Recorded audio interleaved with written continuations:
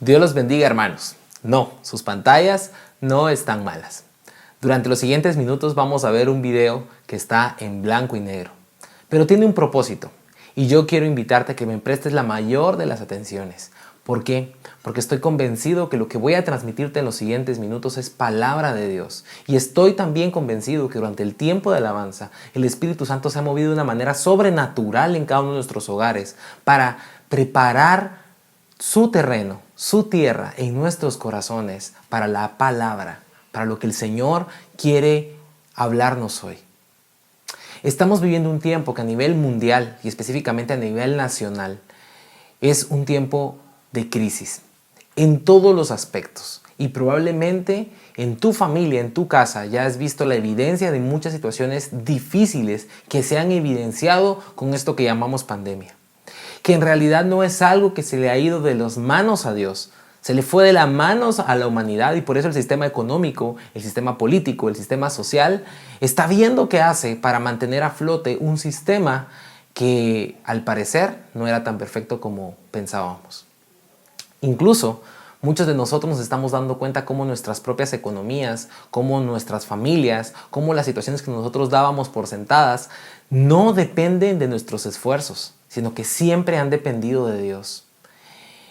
Y creo que lo que estamos viviendo definitivamente es un periodo de muchísima bendición para el pueblo de Dios. Pero es un periodo donde nosotros estamos siendo llamados a reflexionar en aquello en lo cual estamos ocupando nuestras vidas.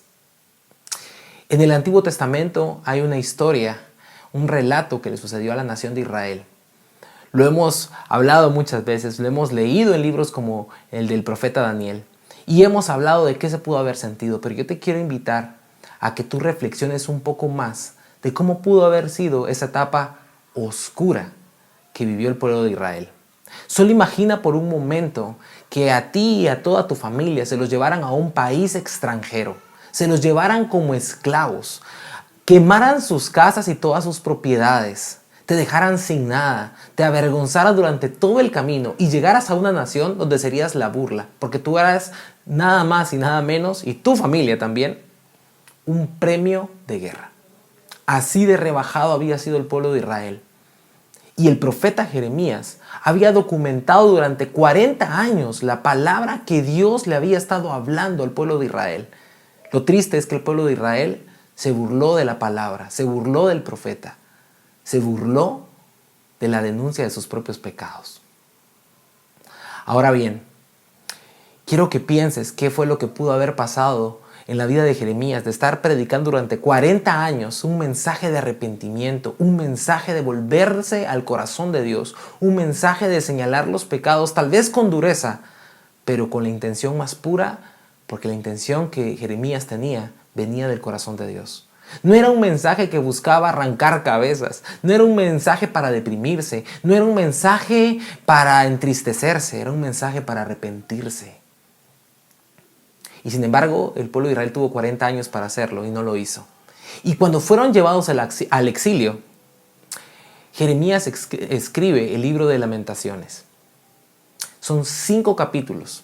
Cada capítulo es un poema independiente que ha sido recopilado en este libro que muy bien se llama Lamentaciones, porque cada uno de esos poemas es una lamentación que había en el corazón de Jeremías, un hombre que estuvo alertando al pueblo de Dios de lo que iba a suceder y se dio cuenta cómo el pueblo de Dios era tan duro que no respondía a la voz de aquel que los había salvado.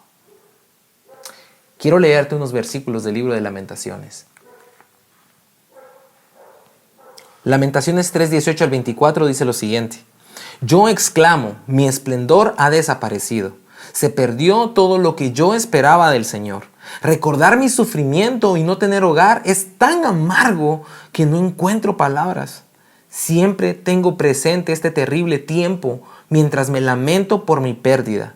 No obstante, aún me atrevo a tener esperanza cuando recuerdo lo siguiente. El fiel amor del Señor nunca se acaba. Sus misericordias jamás terminan. Grande es su fidelidad. Sus misericordias son nuevas cada mañana. Me digo, el Señor es mi herencia, por lo tanto esperaré en Él. Este tiempo es un tiempo de espera. Y quiero decirte algo que probablemente tú ya sepas. Dios puede cambiar nuestra realidad en un abrir y cerrar de ojos.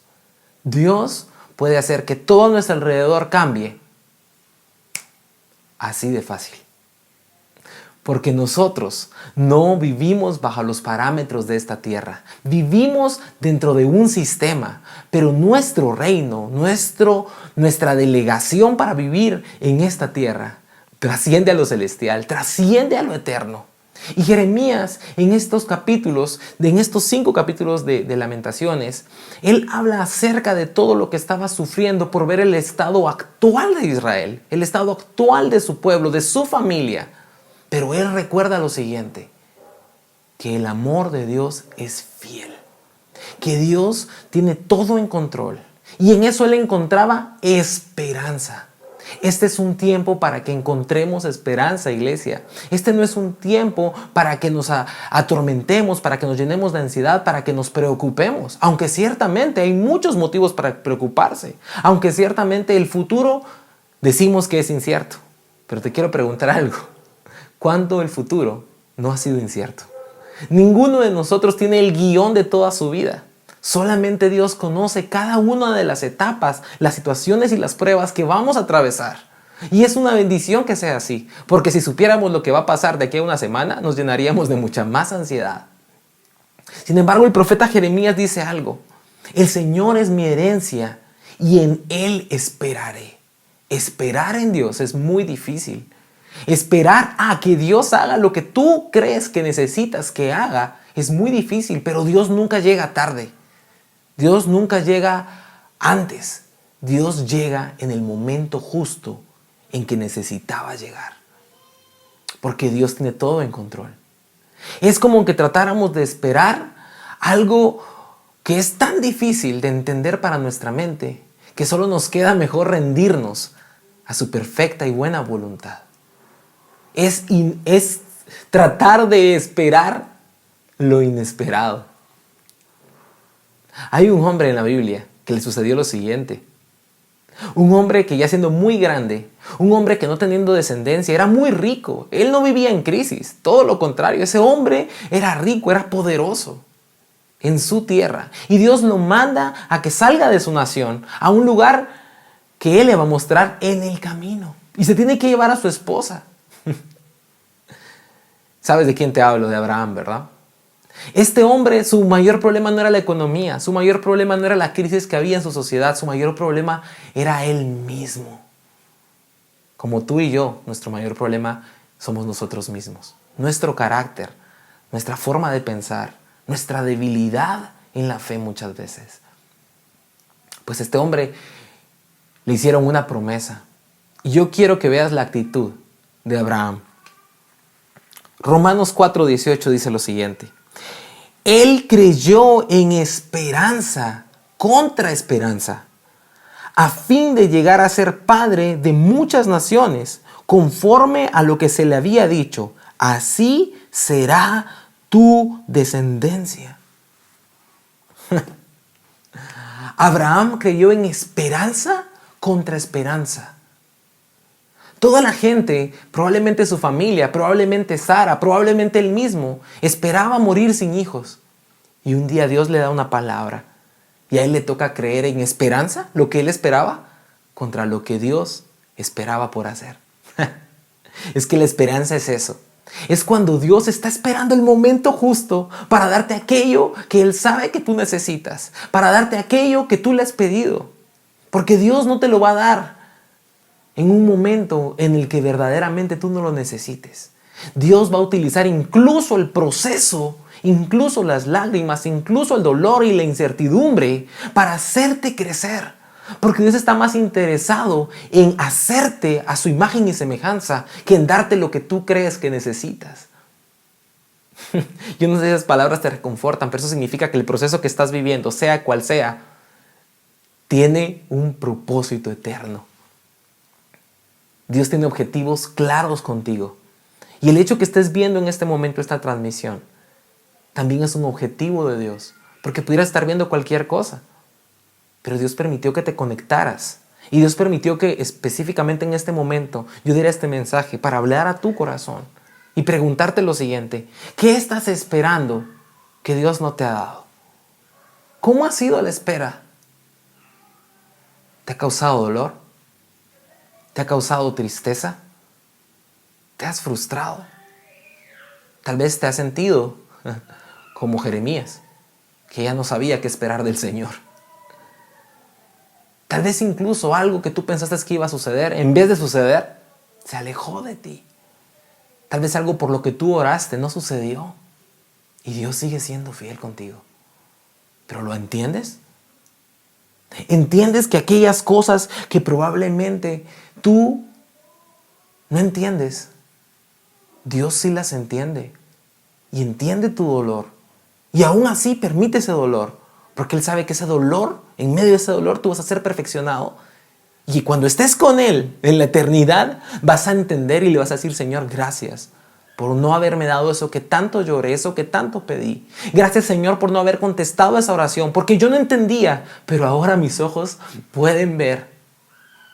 Yo me lleno de mucha emoción al decir estas palabras, porque Dios está haciendo cosas impensables. Quiero leerte un pasaje de la Escritura que se encuentra en el libro de Miqueas.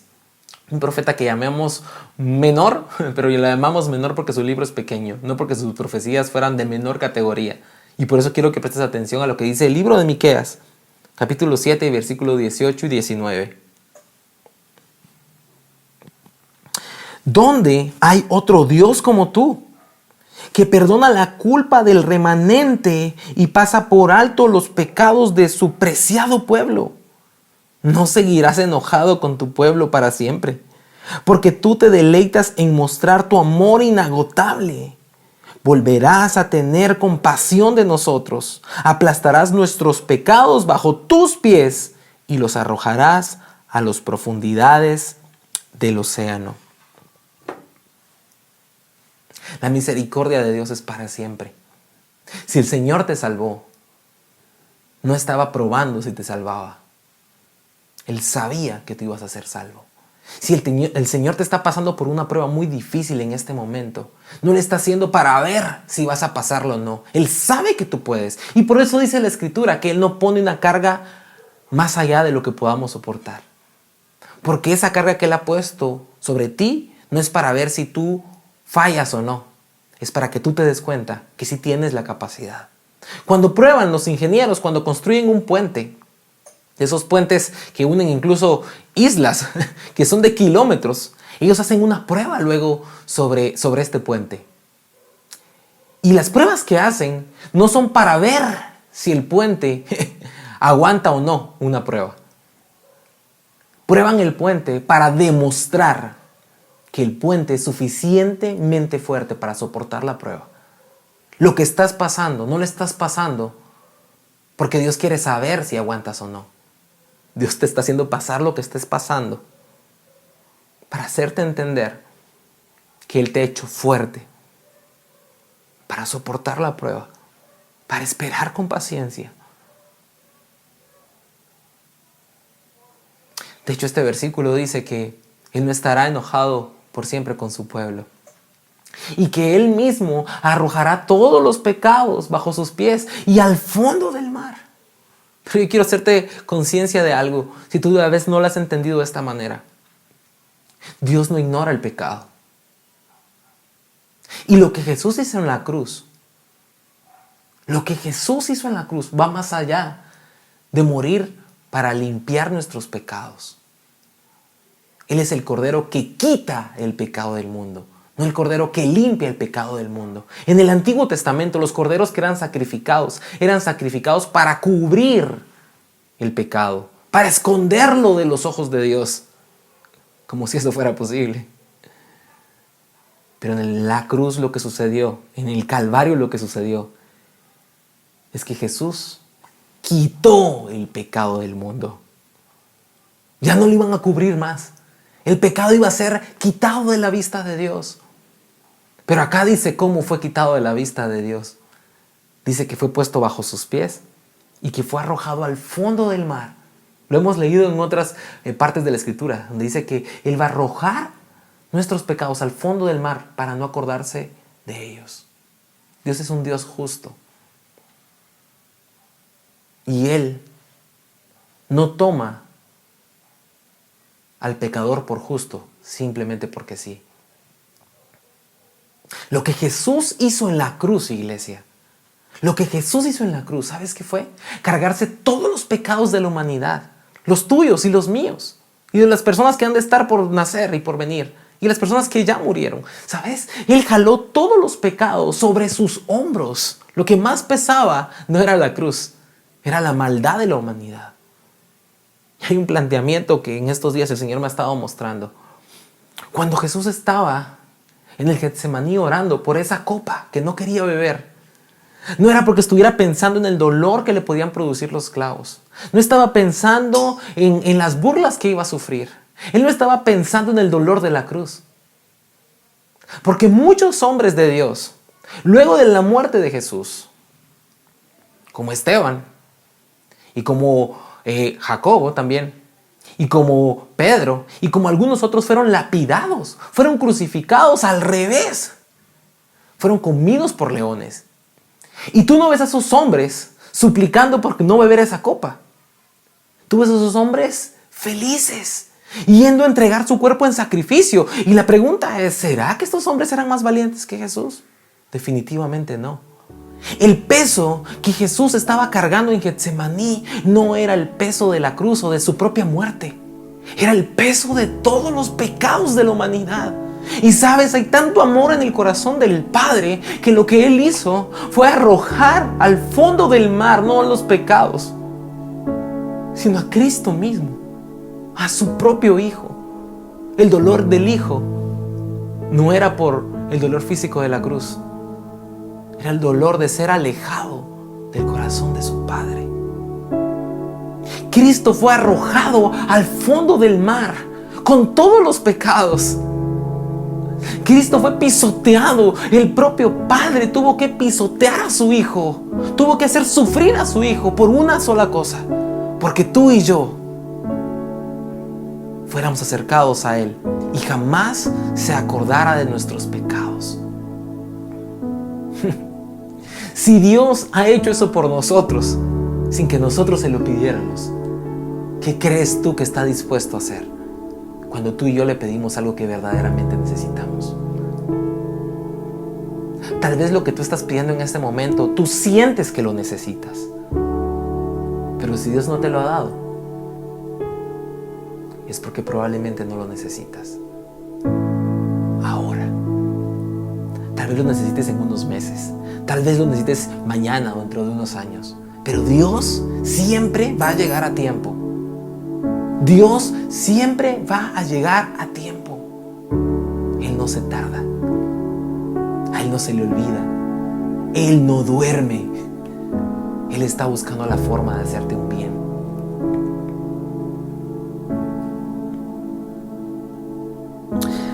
La Escritura dice en Isaías 53, versículo 5: Mas Él fue herido por nuestras transgresiones, molido por nuestras iniquidades. El castigo por nuestra paz cayó sobre Él, y por sus heridas hemos sido sanados. Lo que hemos estado hablando en los últimos minutos es acerca de por qué el sacrificio de la cruz nunca va a ser un tema irrelevante, nunca va a ser un tema repetido. Lo que Jesús hizo en la cruz, lo que su llaga significa para nosotros, no solamente es una sanidad física. Muchas veces cuando oramos por la enfermedad de alguien decimos que por su llaga hemos sido sanados. Y está bien orar así, pero la sanidad de la que habla la Escritura es una sanidad integral.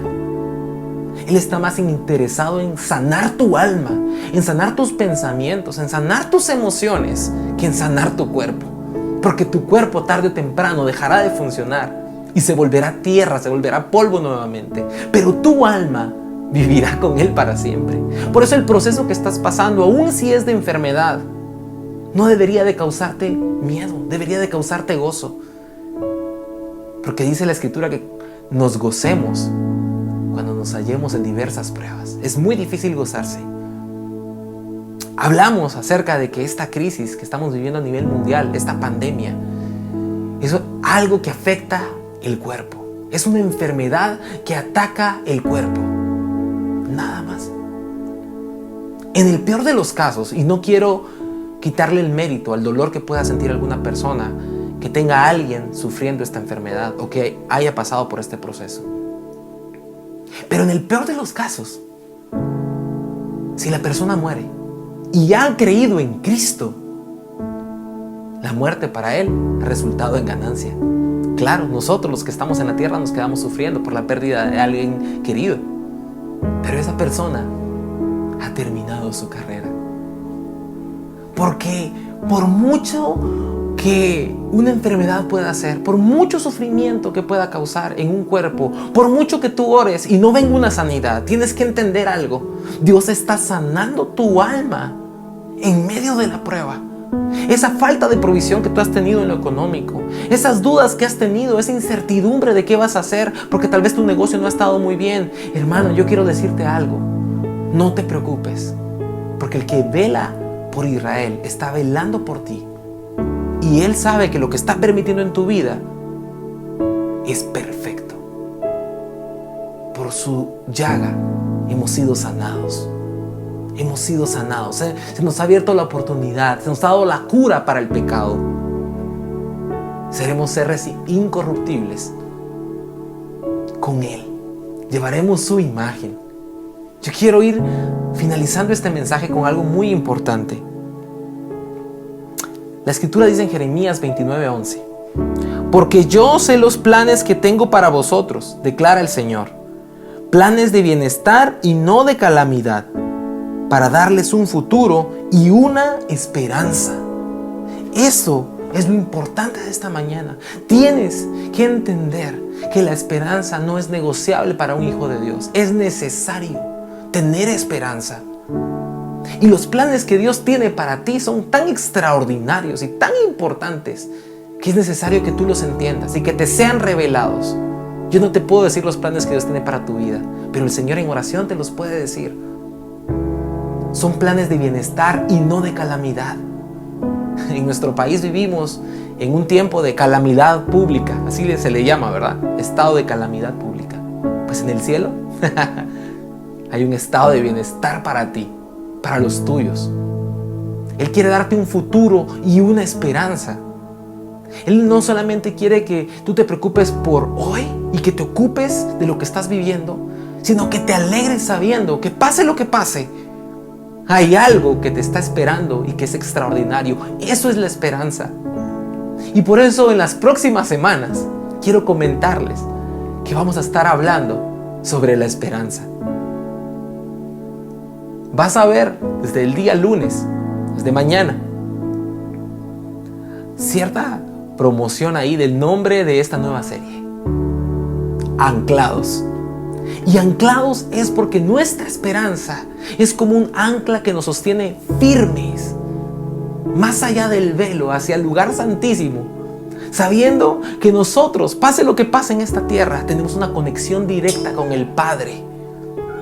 Que lo que Jesús vino a hacer en la cruz trasciende lo que puede hacer en tu vida, en tus finanzas, en tu salud, con tu familia. Lo que vino a hacer Jesús en la cruz es darte un futuro y una esperanza. Así que, hermano, yo quiero decirte algo y me gustaría que cerraras tus ojos en este momento y que te guiaras únicamente por mi voz. Porque el Espíritu Santo, estoy seguro que ha estado haciéndote recordar oraciones que has estado haciendo durante estas semanas. Tal vez por años has estado orando por algo y no ha sido contestado favorablemente. Ha sido contestado, pero no favorablemente. Y hoy tienes que entender algo. El hecho que una oración no te haya sido contestada favorablemente no significa que no tengas el favor de Dios.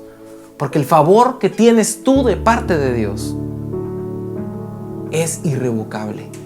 Lo que Dios ha decidido hacer contigo, Él no lo va a cambiar. Por eso cierra tus ojos un momento y medita en aquellas cosas que el Señor ha prometido a tu vida. Aquellas cosas que Él te dijo que va a hacer contigo y que tú no has visto. aquellas cosas que tú tienes miedo que no se vayan a hacer realidad.